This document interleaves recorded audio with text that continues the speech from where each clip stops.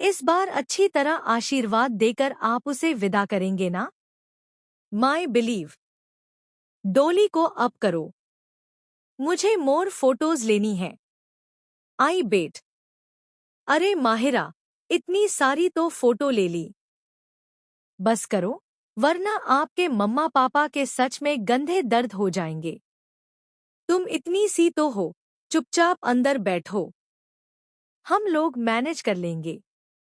बाबू, आपकी बहन है तो ये मसल्स क्या आपने बस ऐसे शोफ के लिए बनाए हैं? सच में दम है तो जाकर ये डोली उठाकर दिखाओ ना। मेरी बच्ची को एक भी खरोंच नहीं आएगी, भाभी साहब। इसका बाप अभी इसके साथ है। मनीषा ने अभीर को एक्सेप्ट करने से इनकार कर दिया है।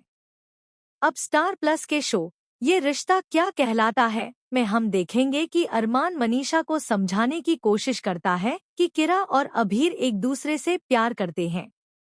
ऐसे में मनीषा को अपनी जिद छोड़ देनी चाहिए और उन दोनों के रिश्ते को एक्सेप्ट कर लेना चाहिए। लेकिन मनीषा ने जिद ठान ली है कि अभीर ने किरा के साथ जो कुछ भी किया है वो उसे नहीं भूल सकती। नहीं वो अभीर को कभी माफ कर सकती है और न ही इस रिश्ते को एक्सेप्ट करेंगी। आगे चलकर वो उनकी शादी में आने से भी इनकार कर देती है।